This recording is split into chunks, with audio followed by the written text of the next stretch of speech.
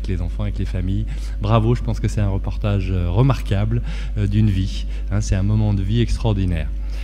Je crois qu'on a donc 2 autres témoignages. Alors, il y a tout à l'heure Christelle, à moins qu'elle veuille venir tout de suite et nous parler de la dyslexie. Ou bien, vous préférez qu'on passe le film d'abord? D'accord. Pour te faire à l'idée. Donc, on va passer le film. Il n'y a pas de personne qui veut témoigner sur la dyspraxie. Vous n'allez pas me faire le coup tous les ans à la P10 en disant on a personne. Vous ne voulez pas dire 2 mots sur votre parcours. Mais non, je préfère vous montrer le film.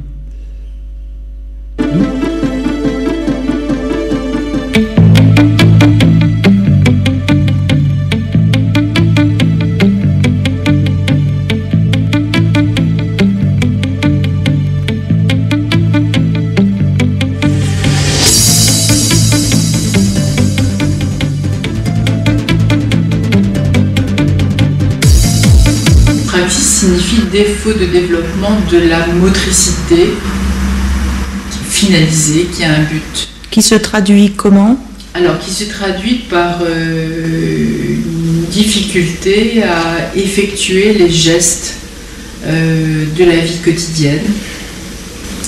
Et puis, quand l'enfant rentrera à l'école, d'utiliser les outils de la vie scolaire, de réaliser avec ses mains ce qui lui est demandé à l'école.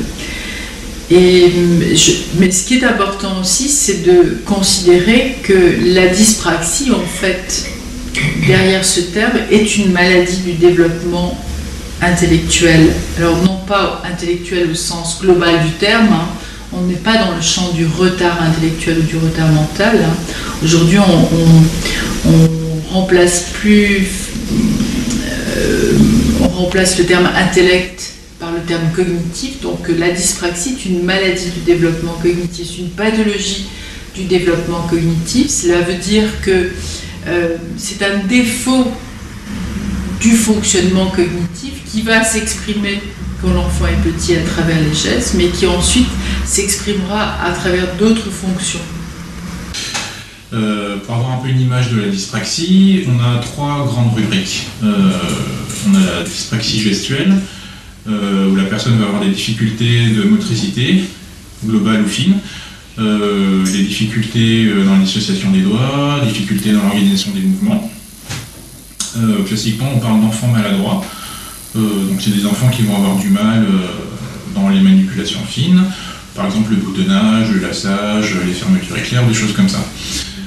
On a une autre rubrique qui est la rubrique du visio-spatial, où la personne va avoir des difficultés dans la prise de repères visuels, les repérages dans l'espace, notamment l'espace feuille en lien avec la scolarité. Donc c'est des enfants qui vont avoir des problèmes en géométrie pour prendre des repères sur un quadrillage, par exemple. Et 3e grande rubrique, on a le domaine constructif et la planification des tâches. Tu dessines ce dessin, d'accord?